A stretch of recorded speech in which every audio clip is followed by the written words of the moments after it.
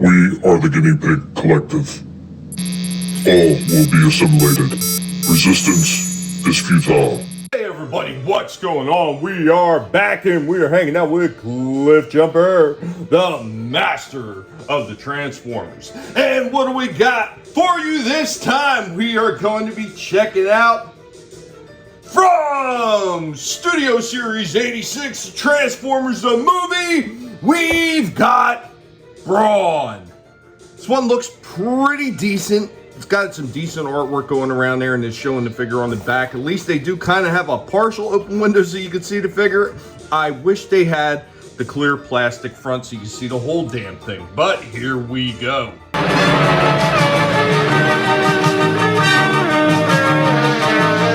Transformers, more than meets the eye. Right out of the box here we have Brawn.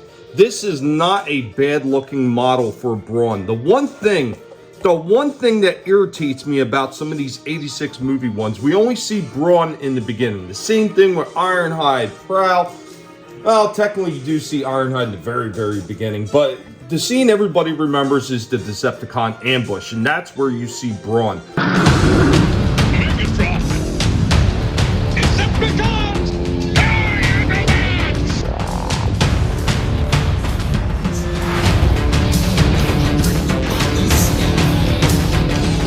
And that's where you see Ratchet and a few of these other figures. Every last one of them damaged in that Decepticon ambush assault. Why they didn't include battle damage on Brawn like they did with the 2-pack of Ironhide and Prowl is kind of beyond me. I think they should have. I think every last one of these should have got that damage effect for that movie. I think that would have been a really good touch. But anyway, Brawn got some decent movement right here. He kicks up quite a bit. Now, granted, the kiblet on the back right here for part of his truck does limit how far his leg goes back, but it kind of is what it is. He does have a knee bend there. It does go a decent amount, but once again, it is kind of limited by all the kiblets that are there for his SUV truck mode. He does have a thigh turn as well. He does have decent rockers down here at the feet, and he does have a little bit of that toe bend right there, so you can kind of get him up in different angles. There is a waist cut as well. There is no head movement, none whatsoever. I don't understand why they just, at the very least, didn't have a little head turn. There is nothing there. His head is just solid right there to the bottom. So the arms go all the way up and around, all the way over. Does have a nice bend right here at the elbow, and it does go up quite a bit. That is pretty nice. There's going to be no movement in his hand because it's part of the transformation, but he does have that bicep cup, the bicep cup right there. And it got him posed right here like he's running at the Decepticons during that ambush. The posability is okay. We're going to try to get him in a few more poses and see how well he does. As you can see, the articulation is lacking quite a bit on this one because it doesn't even come close to getting in the kneeling position. This is one of the things I want to see these figures do. I want to see these figures, for all the advancements that they made, there's no reason why these things shouldn't be able to get into damn near any pose that you want to. I think, once again, this is where Hasbro had some really good ideas on where to go with the Brawn figure as far as aesthetics. Once again, they missed out in the way of articulation. This is just pure laziness on their part. And the fact that this thing doesn't even have any kind of head movement whatsoever, even just the turn side to side, is pathetic. There's no reason for it to happen.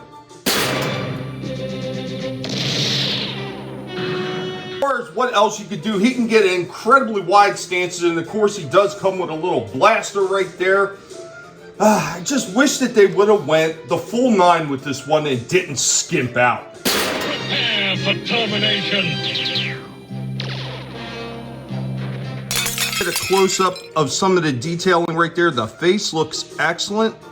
Once again, making him look like that 86 or that Sunbow version of Brawn. I think they did an excellent job there, but there's no reason. There's no reason why you can't have a head movement here. There's no reason why the kiblets on his back couldn't have poured it up better than this, because this just sits sloppy. It doesn't pour in anywhere. This is just lazily done. I just don't get it. I don't understand why they did this. The thing I do want to note about this one is this arm. This is like extremely weak. Like, look at this. There's like nothing to it. For a brand new molding, why is this so sloppy? That is pathetic. Here he goes in his 4x4 SUV mode. This one wasn't horrible to get into place, but some of the ports in there for all the legs and the arms and everything for the snap in, it's a little bit to be desired, especially in the legs. Like, there's really hardly anything for it to port in right here, and it took forever to get these back parts of his legs to port in. Now the rear cover came right down, no problem whatsoever, that ported in, but kind of matching up to the G1 counterpart of it, I think they did a pretty good job with that. The vehicle mode looks pretty damn good. It matches up with the G1 aesthetics very well. Granted, he doesn't have this little bumper, like yellow bumper, really a big sticking out yellow bumper like the original one did. But everything else, including the tire on top, and the colors, while it's a little bit more of an olive color, it's still a green color, so it matches up fairly well to what Brawn looked like. I'm the readiest. And much like the complete retooling that they did with Outback, you could take Brawn's gun and you could stick it up in the tire on the top, thereby creating an attack vehicle. I don't think this is bad at all. I think this is okay. I just wish they actually would have had another place to hide the gun underneath in the cavity of the body. This is a decent looking Brawn. There are so many problems with the articulation in this one that it really does kind of piss me off. I don't understand how they dropped the ball like this. They've done some really good work recently. This one, while looking aesthetically pleasing, fails in the way of articulation and having proper joints that actually hold together and are not super sloppy like this. That's pathetic. I don't take so easy. Anyway, guys, be sure to let an extremely disappointed cliff jumper know what you think about this one. Later, y'all. The Transformers, more than meets the eye. The Transformers.